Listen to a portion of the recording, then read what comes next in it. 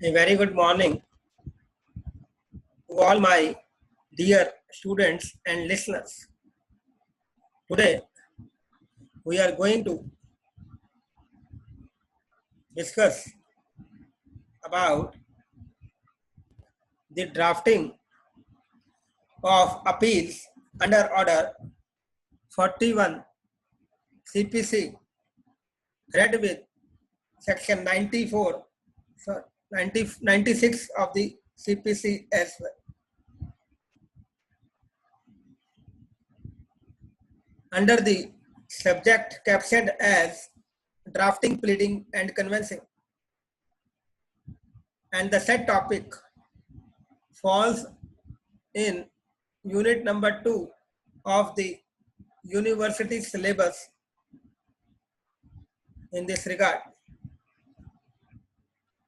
But before starting with the drafting of appeal under Order 41 CPC, I just want to recapitulate the law relating to appeals as provided under the CPC for the better understanding of the drafting of the appeal under the aforementioned subject. My dear students, as you all are aware that any person who feels aggrieved by any decree or order passed by a court may prefer an appeal in superior court if an appeal is provided against that decree or order. My dear student, as you all are aware that the Supreme Court has observed that the appellate court has a duty to make a complete and comprehensive appreciation of all the vital features of the case. The evidence brought on record in entirety has to be scrutinized with care and caution. Further, it is the duty of the judge to see that justice is appropriately administered. For that is the paramount consideration of a judge. The said responsibility cannot be abdicated or abandoned even remotely solely because there might not have been a proper assistance by a counsel appearing for the party. Therefore, the duty of the judge is to consider the evidence objectively and dispassionately. The reasoning in appeal are to be well deliberated. They are to be resolutely expressed.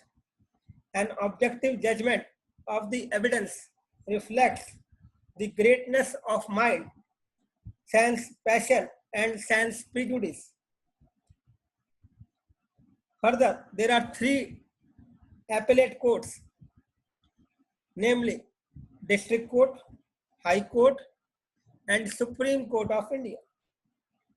An appeal lies to the District Court from decree passed by Munsif Court and the Court of Subordinate Judge.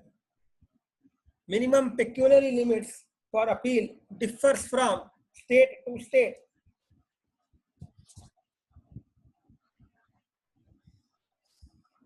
As you all are aware that an appeal lies to the Supreme Court from any decree or final order passed on appeal by a high court or by any other court of final appellate jurisdiction. Number 2, from any decree or final order passed by a high court in the exercise of its original civil jurisdiction, and from any decree or final order where the High Court certifies that the case is a fit one for appeal to the Supreme Court. Further, the certificate of fitness is granted on the ground that the case involves a substantial question of law of general importance. Number 2, that in the opinion of the High Court, the said jurisdiction needs to be decided by the Supreme Court. So my dear students, for filing an appeal to the Supreme Court, the aforementioned point must be considered by a law student while drafting an appeal to the Supreme Court. Now, we will go further. As far as the appeal from original decree is concerned, the relevant provisions which we have to deal has been provided under Section 96 to 112 and Order 41 to 45. These are the general provisions, meaning thereby it applies, these sections and orders pertains to all appeals. Now the appeals has been bifurcated into different parts. Number 1, first appeal, that is appeal from original decree.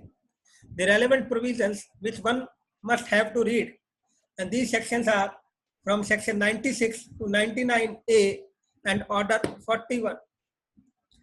Number 2,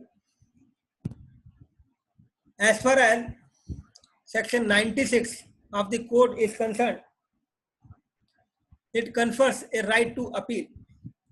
Section 96 clause 1 provides that first appeal shall lie from every decree passed by any court exercising original jurisdiction to the court authorized to hear appeals from the decision of such court. Section 96 clause 2, appeal may lie from original decree passed ex parte. Section 96 clause 3, no appeal can lie from a consent decree, and 96 clause 4, which has been added or inserted by Amendment Act of 1999, which provides that no appeal shall lie from a subject matter of the suit does not exceed 10,000 rupees, except on a question of law, meaning thereby if a suit whose money value or the pecuniary limit is less than 10,000, then in that case appeal would lie only on the ground of question of law and not otherwise. As you all are aware that an appeal lies from not only from fact but also from law in case of appeal from original decree. Now, what are the conditions for filing an appeal? The subject matter of appeal must be decree, and party appealing must have adversely affected by such determination. So from these, my dear students, please keep these two conditions in mind while drafting an appeal under Order 41 CPC. As you all are aware that first, there must be a decree which needs to be challenged before the superior court. Second, the party who wants to file must come within the definition of an aggrieved party. Now, who may file an appeal? Ordinarily, the party to the suit adversely affected by the decree or his representative in interest may file an appeal. There is an exception to this rule that stranger may also file an appeal only with the leave of the court, meaning thereby if the stranger is also come under the category of an aggrieved party, then he may also file, provided he must take the requisite permission from the court of law. What are the conditions to be kept in mind while giving permission to the stranger for filing the appeal against the decree? Number 1, adversely affected by the decree. Second, prejudicially affected by the decree. And number 3, bound by the decree. So these are the considerations. Number 3, generally a decision cannot be said to be adversely affect a person unless it will operate as res judicata against him in any further suit. Who cannot file an appeal? So my dear student, waiver of right, meaning thereby if a party agrees not to appeal or waives his right to file an appeal will be bound by an agreement if otherwise such agreement is valid. Again, appeal against preliminary decree, meaning thereby whether an appeal can lie against a preliminary decree. Answer: a preliminary decree is as much a final decree. In fact, a final decree is but a machinery for the implementation of the final decree. Section 97 provides that if the plaintiff fails to file an appeal against a PD, then it precludes the aggrieved party from challenging the final decree. Appeal against dead person. No appeal can be instituted against a dead person. Such an appeal, therefore, can be regarded as stillborn appeal. In such cases, an application can be made for the substitution of the LRs of the deceased respondent who died prior to the filing of the appeal. Now, what are the requirements for filing an appeal?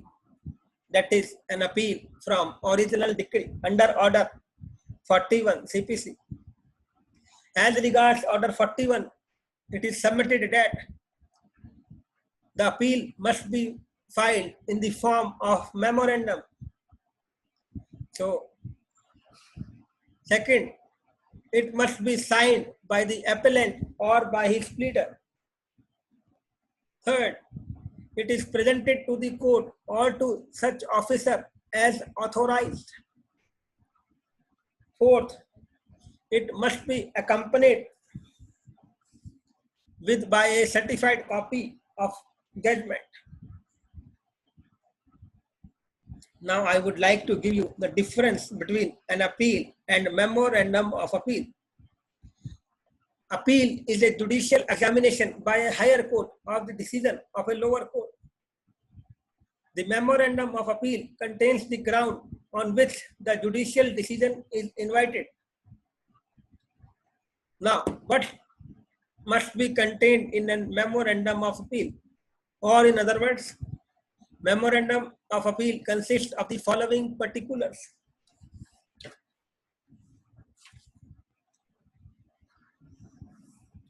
My dear student, as you are aware that the party aggrieved by a decree or order of a court appeal by presenting a memorandum of appeal to the appellate court that sets forth the ground of objection to the decree or order appealed against. The grounds are set forth without any argument and are numbered consecutively. The advocate must ensure that every ground of objection is set forth in the memorandum, because if any ground is omitted, the appellant cannot urge or to be heard in support of it except by leave of the court, which is not granted as a matter of course. It is because the respondent must have fair notice of the grounds of objection, which he has to meet at the hearing of the appeal. But the appellate court is not precluded from deciding the appeal on other grounds. The decision of the appellate court rests on the grounds of set forth in the memorandum of appeal, or on the grounds taken by the leave of the court, or on any other grounds that the party who may be affected thereby has had a sufficient opportunity of contesting the case on that ground. So my dear students, before drafting a memorandum, one must carefully study the judgment, the issues and the findings thereon, because a clue to the grounds may not be got from them. That is, may be got from them. The memorandum of appeal consists of the following particulars. It must contain the name of the appellate court. Second, appeal in a suit number, meaning thereby name of the court and place form. Appeal number, that is to be kept blank for the use of court of office. Number 4, name and description of the parties. In the body of the memorandum, first describe the suit number of the court and the date of the decree or final order against which the appeal is preferred, and then state the grounds of objection on which it is preferred. Further, it must also contain the prayer or the relief. Next is the date and place must also be there in the memorandum of an appeal. And the memorandum of appeal needs to be signed by the signature of the advocate or by his appellant himself. Further, the memorandum of appeal is accompanied by a certified copy of the decree and the judgment or order appealed from, as the case may be. And then it is presented to the concerned officer in the office of the Court of Appeal. The memorandum of appeal should also be accompanied by a power of attorney, that is wakalatnama, from the appellant. However, no fresh wakalatnama is necessary if the lawyer of the trial court is continued in the Court of Appeal. So this is all about today's lecture. Hope, my dear students, you have learned a lot out of it. But before parting with today's topic or lecture, I just want to apprise you with my new topic, which I am going to take in my next lecture. And my next lecture would be on drafting of revision petition, and the relevant provision which needs to be looked into for drafting a revision petition is given under section 115 of the Code of Civil Procedure. Thank you very much. We'll meet you soon in my next lecture. Till then, stay home, stay safe, and stay healthy. Thank you very much again.